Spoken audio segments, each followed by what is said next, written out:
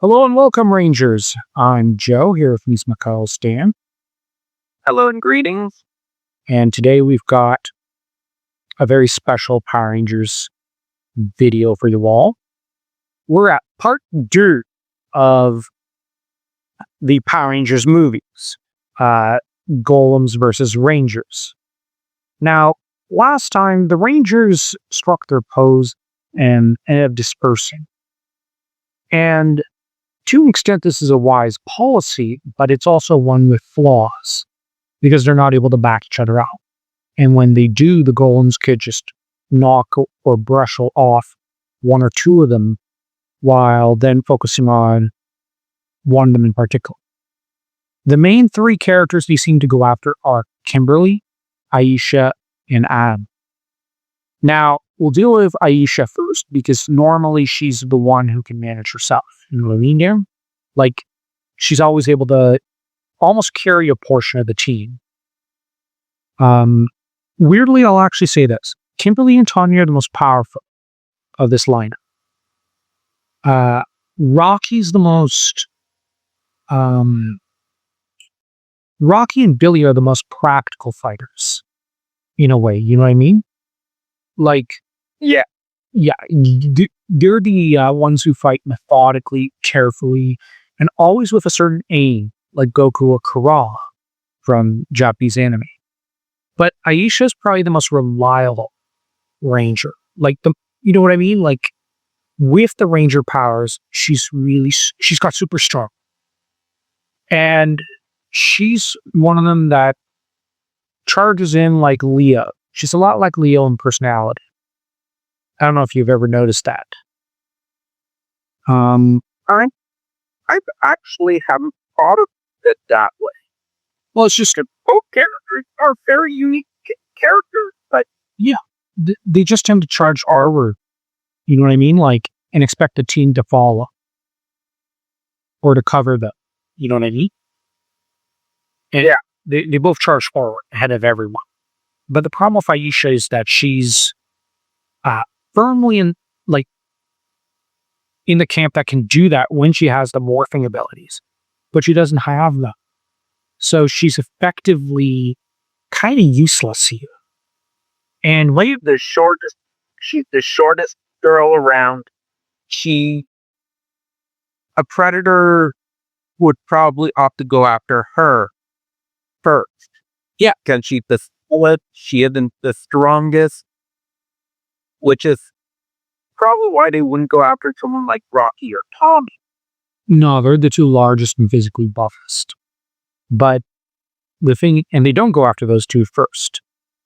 So Aisha has to flee into a little cave where she's left in a role that, honestly, she never is in season 2 and 3. Damsel. Like, even when she got drunk on power, she was not the damsel in the story. Like, you know what I mean? Like, Aisha's never helpless. And this is a first for her. And so there's a process of humiliation going on here for her character. And she's a character who does have an ego. We both have seen that. So she does need humbling every once in a while. But this is not humbling, but degradation and humiliation. You know what I mean? Like, she's reduced to a screaming little girl. And I always tended to, even as a kid, link this scene to the last one where she gets the last drop on Ivanus, in that this is her, this is the start of an arc wherein Aisha's going to learn to hate. Like, in a way, she's not a character who hates people, but she's learning to.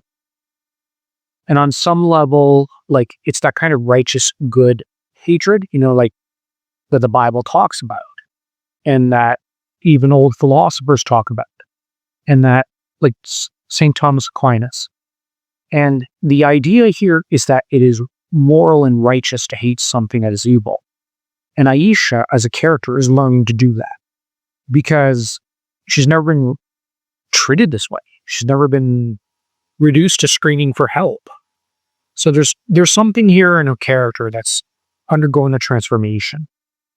But ultimately, it's going to lead to the destruction of Ivan because she's about had it with this adventure. You know what I mean? On some level, I think after this, she starts to she's done. Like, she just wants this over with.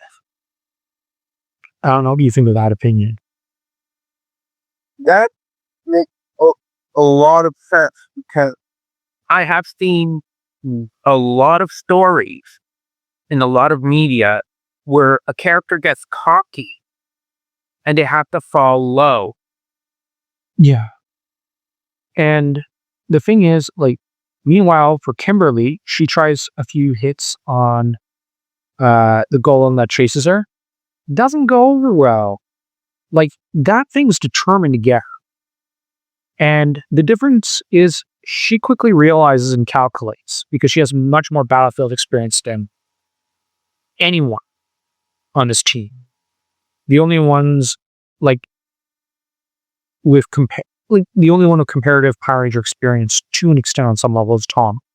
I rank Tommy as being a little more experienced in some ways than Billy, only by virtue of the fact that Billy was basically a damsel with the Power Ranger powers. It's not till like episode 18 or 20 before he starts to take things into his own hands and decides he's gonna put himself through boot camp. You know what I mean? He's gonna undergo a full physical transformation. So I count that as the start of his Power Ranger experience. Like, for reals. I know technically he has more experience than Tommy, but like, he's kind of more a damsel for the team before that. He has one of the most amazing transformations as a Ranger. It's why he's one of the greatest, for a reason. He physically transforms himself. Like, he goes from fat, nerdy guy, technically the story, to Bruce Wayne. You know what I mean? Except Bruce Wayne on steroids. Without steroids. But the thing is, Kim, though, has a lot of battlefield cunning. She's resourceful. And she immediately takes into calculation she needs the high ground. But after a few testing blows, she realizes, the boulder.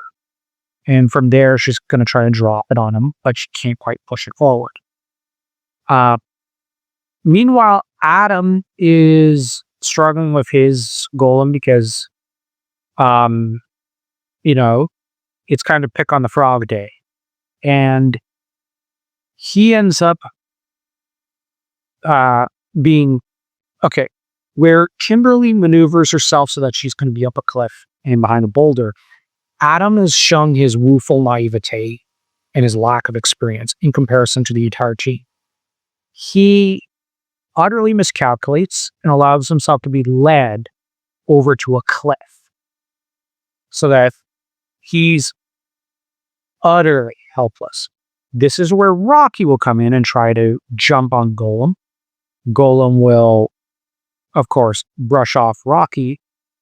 And Rocky, his plan was a good one, using leverage, momentum, gravity.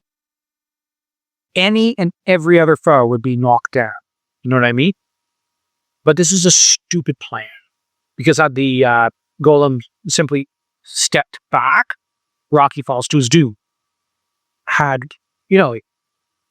Or if the Golem exerts more strength than him and more weight, which it does have, he's kind of screwed. Which is what happens. You know what I mean? It's what happens.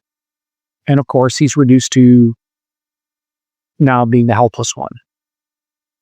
And that's where it's really interesting because, he needs to rescue and Adam has to pull through. And Adam ends up using gravity to his advantage. And this clears out one of the goals. So Rocky, he had the best of intentions. It just didn't work out. So that's where our Rangers are at, like, after the killing of one Golem. Golem The golem that went after Kimberly, meanwhile, is making headway up towards her. And it's then that Tommy, who's been climbing up a tree in the meantime, uses one of the vibes, and George of the Jungle's his way over, or Tarzan's his way over. He doesn't face plant, so we can't say George of the Jungle. Never mind, my mistake. And, he does, he grabs a large plank of wood and leverages it like a pulley so that, the boulder will fall on the damn golem. And that's where we see the use of physics of, like he's been paying attention in science class. But this is where I'm going to argue this is the couple working as a team. Tommy couldn't have pulled this off on his own. Kimberly could not have pulled this off on her own either. She was good bait for Tommy, just as she helped push the boulder down. Tommy, however, lent a lot more of the muscle that Kimberly did not have physically. So this is where we see, once again, that they're the perfect ranger team. You know what I mean? Like, there are no two rangers that work as well as these two together at any point in the lore or the franchise, ever. It's just it coordinates so well. Like, there's none of them that really come to mind as having the same sort of ability to coordinate together as effectively. Now, we then get to Rocky and Adam trying to lend their help to Aisha. Rocky gets the bright idea of kicking the golem. Not a bright idea, it might have eviscerated Aisha, but he's working on instinct. Now, first thing Aisha's going to do after Rocky's helped, attract the one golem's attention is slip out of that cave with good reason. And that thing's going to go after Rocky, picking up a spear and try to remove the family jewels, at which point Rocky does a pretty impressive split in midair. You know what I mean? Like, you've seen the scene. It's freaking impressive. And of course, Adam is suffering from Pick on the Frog Day, as two of the golems go after him, and Billy comes to rescue the damsel. I'm joking there. Billy, does what he calls elevator. Like elevator going up, elevator going down, as he swaps places with Adam.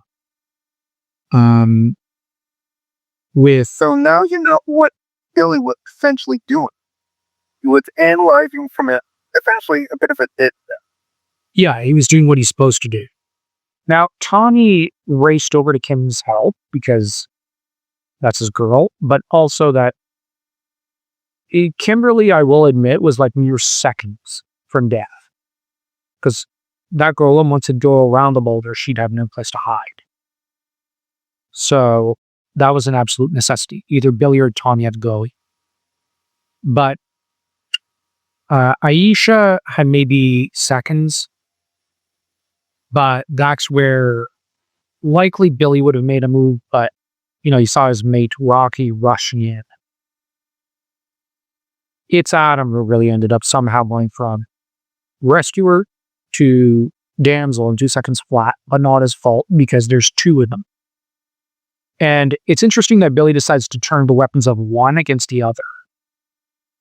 So I also think he was waiting for this opportunity with Adam.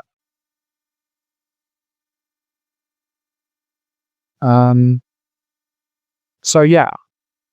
Now we're at the end stage of this fight where the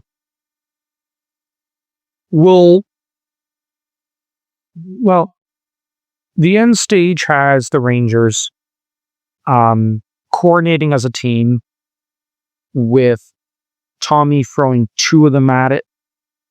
Well, actually, he throws a Stone Canyon trio, I should say, at it. which is a good tactic. Those three can coordinate together in a way that, like, in terms of trios, almost no one else does. Now, earlier I said pair when referring to Kim and Tommy, but as a trio, the Stone Canyon trio are second to none. And they're also cool. And then he throws Billy and Kimberly at the golem, and then he does his corkscrew kick or whatever it's called at this thing, lobbing it into the Stone Canyon wall, or the Great Wall, and done. Now, I would argue that there's some nods going on here as you have the Canyon trio coordinating together, and then you have the original trio coordinating together. So that the director clearly separated the two trios. But we also have here the nod of yellow, red, and black working together. We all know that's an odd too with the original Zach, Trini, and Jason thing, but also the Stone Canyon trio. As for Kim and Billy, they are two of the characters who were originally damsels, but they've become really a secret weapon of sorts. They become uber badasses by this point.